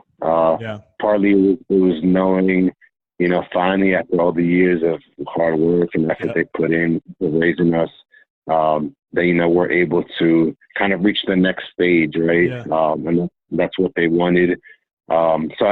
Super, proud moment. I know, it's something they always talk about.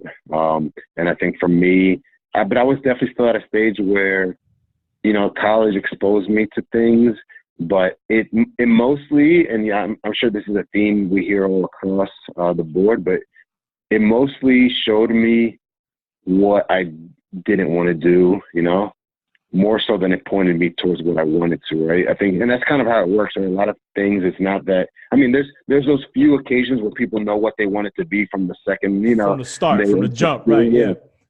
But I think a lot of times that's the exception. I think most people you hear, on career panels and things like that tell you, I didn't expect I was going to be doing what I'm doing today, right? And I think to me, Same thing. I think college, I went into the business school, but I was like the only, if not, one of the few that left I did finance and management. And I decided that I didn't want to go the Fortune 500 route, right? I started getting involved a lot in community work, This work is on after campus. you graduate that you start getting involved? No, I think it started at Lehigh. I started with stuff with LSU, right? Like doing, for example, when we did this big fundraiser around building community on campus and connecting that community to South Bethlehem, right? Like that was one of those interactions of like, let's start bridging gaps here and expose, having real conversations about race, about other isms as well, right? So I think those were kind of spaces where I started getting involved in that, getting involved in movements on campus and, organizing students in a certain way. And then also getting involved, in LSU with the community, whether it was going down and, teaching stepping to students, in the middle schools nearby or, Shout whatever. out to Bridal Middle School. Exactly. So, I think those were my first interactions of being super involved on campus, starting to get involved. Like I said, even microfinance was a different approach to finance, right? It wasn't finance with this idea of let's make as much profit as we can, right? It's about let's use these tools to empower others. Others. I got you. Yep. So I think those are my first interactions with the idea of using more education in a way to give back. And so then what's the connection? Well, yeah, go ahead, continue. So there was a brother up here, my line brother from Albany, Daniel, who was already up here at Harvard. And he was the first, Upsilon who, was up here at Harvard, and he was in the School of Education as well. And he basically kind of reached out to me and said, hey, like I've seen everything you're involved in, everything you do, how you carry yourself, and I think you'd be great for this program. And I could tell you, that was my line brother Daniel from Albany. He was already up there. Shout out to Daniel. And he was the first one that kind of introduced me to. Honestly, that might have been the first time the word Harvard came out that I in my presence, So how long after you graduated are you dealing with Harvard now, or like the road up to there? Was it immediately after? Was there some years in between? No, it was right after. So I think literally there was probably, I want to say like maybe the process of coming up here. He basically told me come up, visit. There's an open house happening. And I was just like, I'm estimating, it was probably like late September, something like that, of my senior year. And so application season is happening, and they have an open house for like diverse candidates. And I'm like, I've never been to Boston a day in my life. Like I said, that was the first time I heard the name Harvard, like it wasn't on my radar at all. And he's like, take a bus up here. I looked up at the bus tickets from Philly up to Boston. I was like, $50. I was like, ooh, that's a lot. Yeah. And, I kind of last minute made the decision. I was like, all right, I'm going to do it. Right. So I think I packed my one suit, that I had and took the bus up there, showed up on the bus at like 3, 4 in the morning. It was pouring, and he took me into his dorm room, said take a nap here, and then the program was going to get started in the morning or whatever, later that morning. And so I went there, and you know what? I went with no expectations of kind of like, I'm just checking this out. But after that session happened, although Pause. Yeah. We're gonna pause on the Harvard story on the morning in the pouring rain. Yeah. We're gonna deal with something a little more universal. Right. Going into situations with no expectations. Yeah. Last time you and I spoke about this was a while back, so we both have kind of an evolved perspective on this, but having expectations is, I think it's the fastest way to make things awkward or to be disappointed. How does one go into something with no expectations? How do you develop that? That was a good pause. You got to pause there. No, and I say this joking because I know we've dealt with this before, but you know, having expectations. This was a class-wide discussion that I just recently had with my students in class about having expectations, especially of others. So, you know, let's talk about having expectations of others and of situations.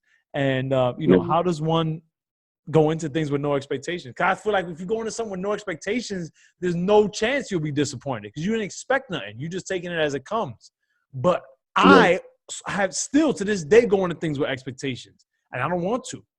What are your thoughts on that? Yeah, I mean, it's a good question. I mean, I guess I use that line a lot, feeling like I enter spaces without expectations, right? But your question makes me think of like, is it ever truly possible to enter with zero expectations? Zero, right. I don't know if that's a possibility, right? I don't think absolutes are ever a possibility, right? But I could say that I try to enter spaces not entering with a lot of expectation, and not so much. I think there's two ways of looking at it. Like one is doing that as a way of protecting yourself, right, from disappointment. And I don't think I do it so much from that perspective. You know, I don't think I do it because I'm trying to protect myself to not be disappointed in the future. I think I do it more from just a genuine place of like curiosity and like, we'll see where this goes, you know, like I'm open to seeing where things take me, you know? Yeah. And I think it's because it's some of the best things in my life have played out that way. You know, I think a lot of things happen unexpectedly. For example, we were just talking about the Harvard thing, right? Like that didn't come because I was planning on attending Harvard or planning on going to grad school. I was in the middle of applying to jobs, looking to see what I was going to do after Lehigh. But I think the unexpected nature of it and just kind of like on a whim saying, all right, let me go try something new and check it out. You know, it wasn't going to lead to disappointment, you know, because it was just a matter of trying something new. If anything, it was either going to open doors or I was going to be in the same exact position I was in before doing that, right? Yeah. So I think for me, I mean, there's two ways, right? I think sometimes people do enter it to not be disappointed, enter spaces with more to not be disappointed, but I think you can also do it in a different way, which is just saying I'm going to be open-minded to seeing where things take me and what new opportunities present themselves. And at the worst, if doors don't open up on this side, they may open up on this other side, right? So to me, you know, it's important. And I think actually randomly, I think I learned a lot of that in one of my first jobs in like, I think it might have been in high school, where I was 17 years old trying to sell life insurance. And all I kept hearing was no, you know, like I think I told one policy to my neighbor, you know, who probably did it because she felt bad for me, you know. But it was a moment where like I learned to take no's, you know, like no's didn't hurt me, you know. Okay, I got you. After that, I think moving forward, I kind of just enter new spaces of like, you know what's the worst that could happen? I could get a no, but I'm already at a no as from a starting point, you know. Right. So let me just. I got you. So, yeah, okay. That's the way I All look right. at it. Interesting. So you get to the Harvard meeting in the morning. It's a rainy day after you're getting off the bus. You take a nap and you're back at Harvard now. It's a dark, stormy day. The darkest, stormy morning. No, so I get off, and you know, I guess the point of that was that once I arrived, you know, I mean, again, going back to like maybe I didn't have zero expectations, right? Because I did kind of go in knowing like this is an elite place, right? Like I don't know what people I'm gonna come across that don't look like me, don't talk like me, don't dress like me, and so I entered that space, and I definitely felt that, right? I went to space, and I felt like, you know, I saw everyone dressed in a certain way and talking in a certain way, behaving with certain mannerisms, and feeling like, oh, I'm like, I don't belong here.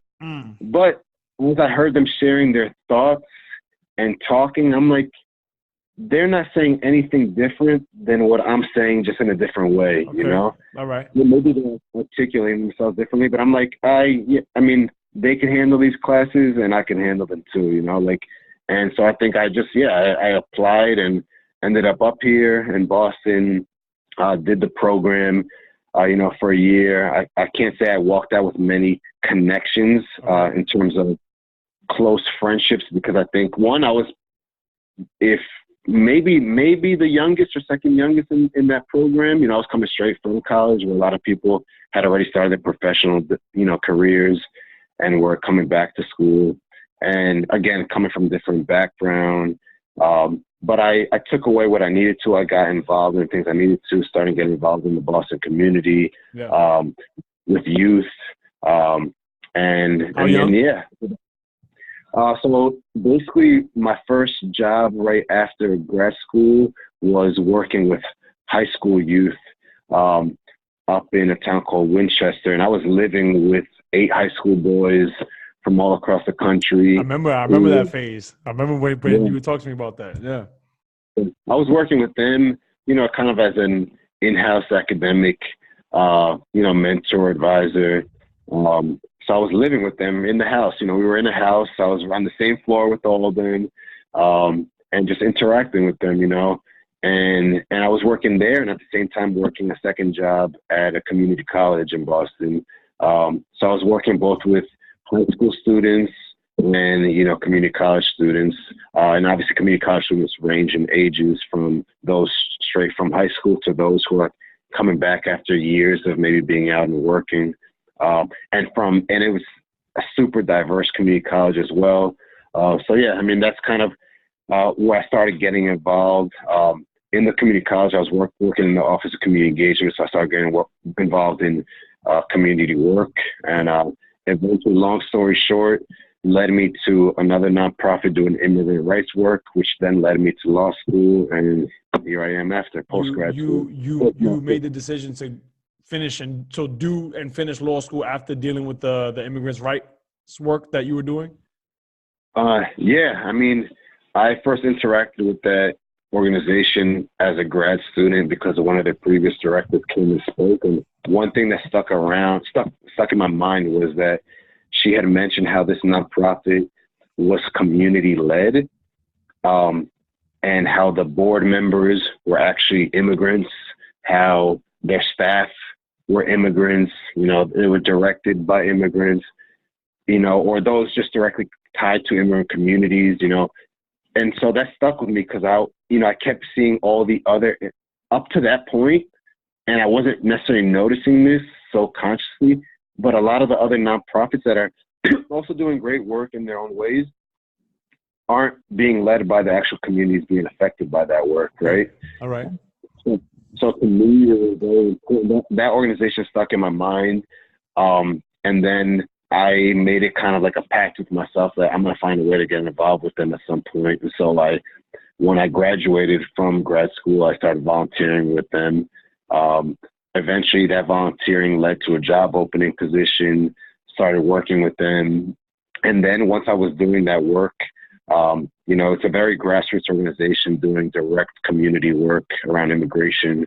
And I noticed there was just like a language missing, right? There would be attorneys at the meeting that would be sometimes, unfortunately, taking too much space up in the room, you know, with their presence, and trying to lead the movements where it should have been more community led. Right. And I think, you know, in just doing advocacy, like at the State House and participating in marches and talking to politicians and lawyers, I just noticed that I felt like I was missing a certain language, you know, like there was something that I wasn't understanding because I didn't have those tools. And I felt like it was kind of unfair to not have that. And so that's kind of what led me to law school. You know, I was like, I'm going to go back. So you made the decision to just apply, you got in, and how long of a process was law school for you? Harvard Law, right? Harvard Law? No. So my grad program was at Harvard, and then my law degree was from Boston University. Okay. So how long was that process? So law school is 3 years. I could say before I applied, as I was about to apply, I put that on pause for an extra year because I just felt like I wasn't mentally ready. I wasn't financially ready. And so I put it on pause for another year. And I want to say I was out in the work field for, you know, maybe like 3-4 years before I eventually decided to go back to law school. And yeah, and then I got to law school, and I was glad I worked beforehand, because by the time I got to law school, I already had the idea in my mind that I'm going to law school with the intention of using this as a tool to give back to the community, empower the community, and that's it, right? I'm not gonna enter the space and let this get to my head that I'm gonna have all the answers, know all the answers. This is just another tool for me to develop more strength in how I could change systems that I think need changing, you know, and so that's what happened. It was a 3-year process.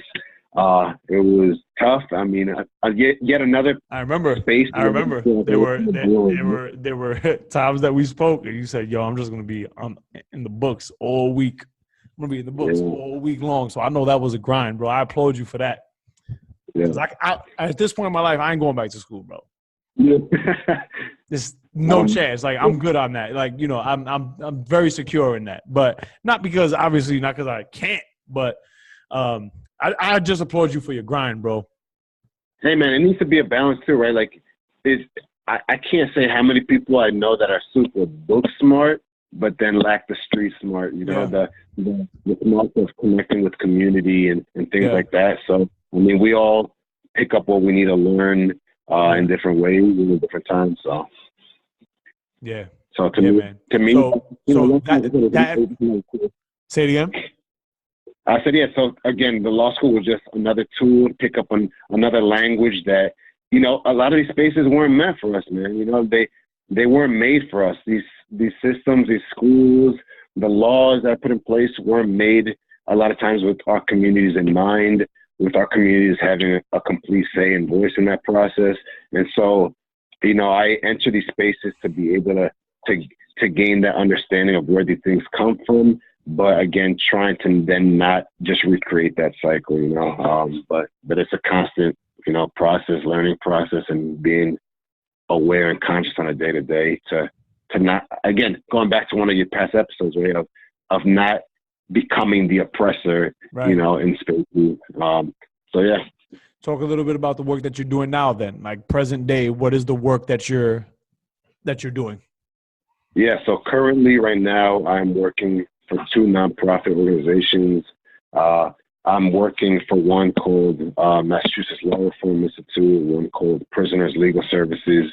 It's a joint effort because one organization focuses on advocating for the rights of those who are incarcerated, and the other organization focuses on supporting those who are living in poverty, and they have a little bit of expertise when it comes to immigration. And so one gap that has existed up here in Massachusetts, at least, has been looking at the conditions of confinement for those who are in immigration detention up here in Massachusetts. Okay. So that's what my project is doing, is I'm kind of helping to get the ball rolling on this new project of making sure we're supporting those who are in detention because of their immigration status, you know. Okay.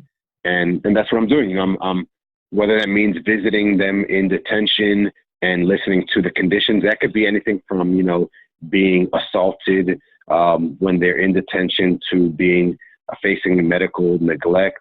So wait, so you say, like, right, we see these images in the media of detention centers near the border, detention centers here and there, but like in Massachusetts, what does that look like? Is it pretty much like a jail? Is it a prison that these people are kept in? Yeah, so it's in Massachusetts. It's run by the counties, and they're house of corrections or prisons, you know. So they're in jail cells, you know. That's what I could tell you. You know, they're isolated from the world. They're behind brick walls. They're, you know, isolated from these places are purposely put in areas that are far away from resources, you know, where they're far away from attorneys, they're far away from their families. You know, they have very little access to support systems there, whether that means mental health, whether that means support in finding attorneys. You know, in immigration, you don't automatically get an attorney. You know, if you have those who are fortunate enough to get an attorney, it's because either they were able to afford it or fundraise to be able to have an attorney, or because a nonprofit organization or somebody practicing pro bono was able to step in and offer that support. But a good chunk of people just never have representation, and those who end up in detention, you know, are pretty much there as the forgotten few. You know, like they're there without support systems, and they've already been othered by our community, you know, and demonized. And so it's easy to forget about them. And so that's kind of like the work I'm trying to do, is bring those issues to light, but also provide support to those that are going in there. And honestly, you know, I'm kind of learning on the go, but being there as a support system, you know, I went this past week to visit somebody who's been detained for over 3 years, trying to fight their case individually without an attorney. And I sat there, had probably an hour-long conversation, and the individual mentioned to me, like, you're the first person in 3 years that's come and had this type of conversation, you know, as he, you know, been behind like I said, a brick wall, behind a cage, facing those issues. So that's what I'm doing right now, you know, and like I said, that looks differently across the country, but some places are privately run. In Massachusetts, we don't have private run, you know, detention centers, but a lot of things you hear in the news, like on the border, are these huge facilities that are run by for-profit corporations.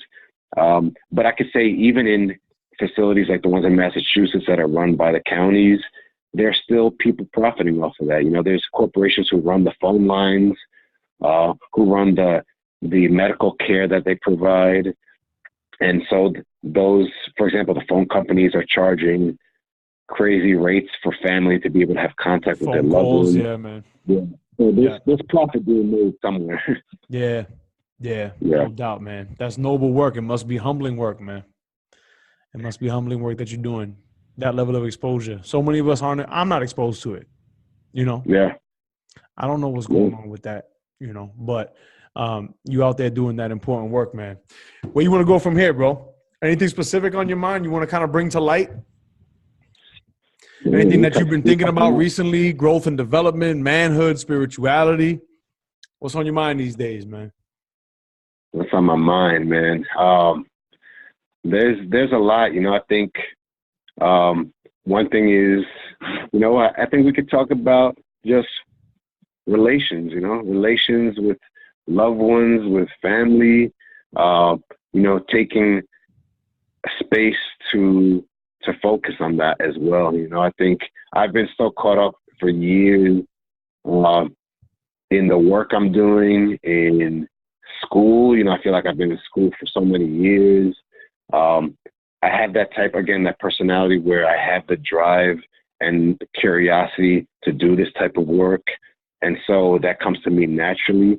But I can say one area where I'm trying to grow more in is making sure I stay connected to those close to me, those who I care about, because, you know, not to say there's anything I believe bad, in it. I believe in it.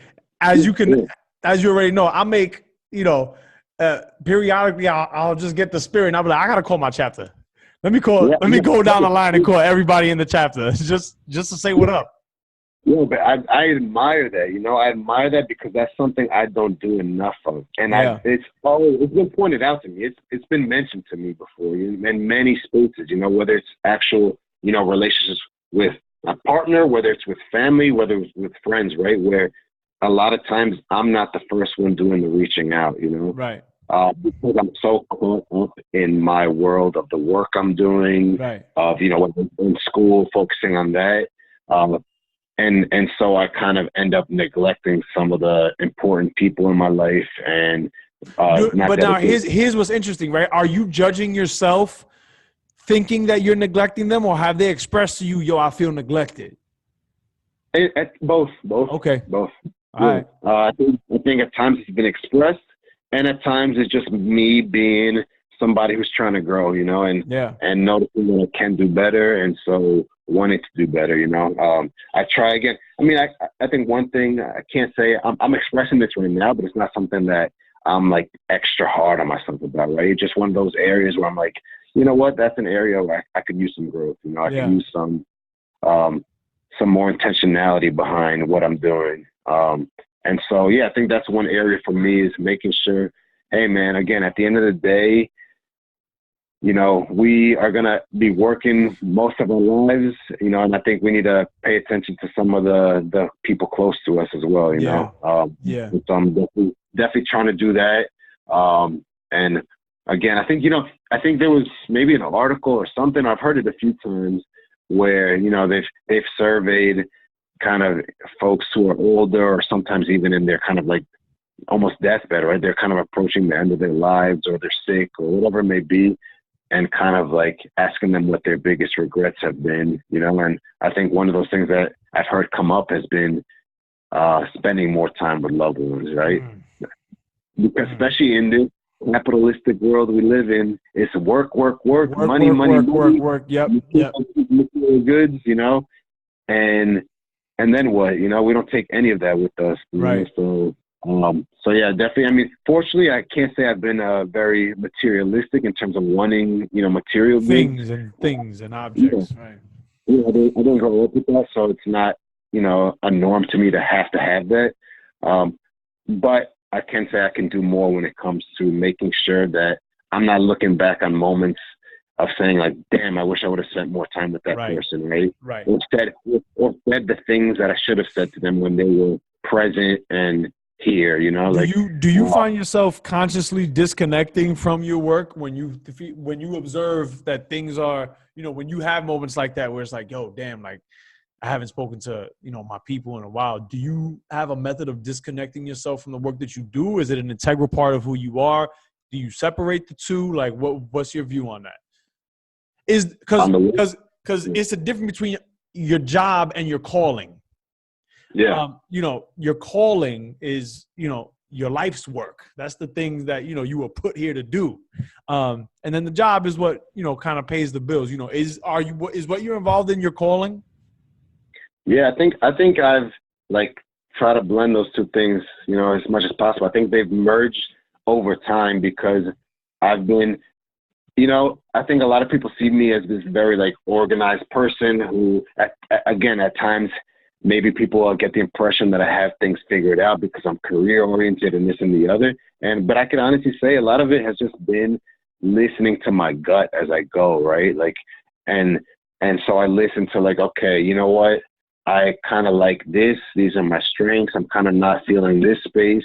And I think doing that for so many years has gotten me to a space where both my job and career have lined up with what my strengths and my passions are, right? Yeah. And that feels good. You know, that feels good to have those two things line up. Yeah. Again, you know, I think I've heard this before where, you know, a lot of people never reach that point. And I could say for me, because of having listened to that instead of getting drowned in the noise of making money and, you know, all that, I was able to figure that out. But I mean, they all come with their ups and downs. Because also it would be great. It would be great if someone in my position in my career who went through the same education as some of my peers was getting paid the same amount, right? Like, I'm not saying that I'm justifying our low pay compared to others, or for example, in your shoes, right? Teachers, how much they get paid compared to other fields that are, you know, but yeah. So, I mean, I feel like to me, those two things have lined up, and you know, I can't complain about them. I strive to be right. I strive, and I'll get there. But you know, you tend to take a very you know, balanced view, at least for as long as I've known you. Whereas I'm very black and white. Like you said, there's no absolutes. In my mind, shit be absolute. You know what I'm saying? Like, I tend to think of things like that, but I see the value in knowing the balance in things, and that's one of the things I really respect about you. You know. It's risky to, you know, say, let me just listen to my gut, you know, like what does that mean? You know, like, right. You know, it could feel very uncertain. You gotta have a certain, you gotta have, I think, a high degree of trust in yourself to, you know, trust your gut, to trust your instinct. But the thing is, like, it be your gut that is the correct thing. Even if it doesn't seem correct in the short term, like in the long term, what you learn from that, you know, propels you forward. You know what I mean? Yeah. What do you think about that? No, absolutely. And I think in addition to, like, listening to yourself, your gut, your instinct sometimes is being comfortable with the uncomfortable, right? And I think that's, again, something that I've grown to be okay with, of not necessarily having to know. I don't need to know what's next, there's a balance to it. I've been very much one to live in the now. I don't think I pay too much attention to my past and dwell on that, and I don't tend to dwell too much on the dwelling kills. Dwelling kills. Dwelling kills. Yeah. I dwelt for quite some time. I ain't dwelling no more. I ain't dwelling these days, but dwelling kills. I literally have, right? I have one tattoo, and that tattoo says, "Learn from yesterday, live for today, hope for tomorrow," right? Yeah. And that's kind of like, to me, it's kind of like one of my mottos for how I carry myself. It's, all I could do about yesterday is learn from it, learn from the mistakes, learn from the things that went well, learn from things I didn't like, learn from others. All I could do about the future is hope that it's there, because, tomorrow may never come, who knows? That's right. And appreciate that. But my focus is on just living in the present and trying to find a healthy balance. And so I think that's how I try to carry myself in different spaces. So on that note, let's wrap it up, bro. That was the perfect, nothing else needs to be said on top of that, bro. That was very wise. Any last words you got for the viewership, for prospective members of the organization, high school students that don't know what a frat is, that just may be watching, current brothers in the organization that might be feeling lost, alumni, some of the sisterhood that might be watching? Any last words for the viewership? What do you want to drop on the people? Yeah, I think the last thing is probably we could all do well for ourselves and others if we drop some of our stubbornness. And I think it's something scary to do that. Sometimes we're convinced we're right. But I think it's good if we can all learn a little bit to drop our walls, be open to new thoughts, ideas. And, I think we're all going through that process, and we all have our own egos that we're trying to protect and our own images that we're trying to protect. But, I'm super thankful for the space that you're putting this stuff out there in the open. And I look forward to hearing from other participants as well. I'll be tuning in and listening. So I look forward to it. Thank you, bro. Listen, current brothers, undergrads, find a way to reach out to this brother, man. He's done a lot for my own personal growth and development. I know you say you don't like being put on a pedestal, but I got to tell you, bro, you're really a stand-up dude, man. You're really a stand-up dude, and I consider you a true brother. You're my family, man. My doors are open to you always, bro. You know what I mean? Yeah. So on that note, thank everybody for tuning in. It was definitely an episode that you got to go back, rewind a couple times, find the gems, because gems were dropped in this particular episode. And thank you for being on the show, my brother. Yo, love it, man. Love you. Appreciate it. You already know. Love you too, bro. All right.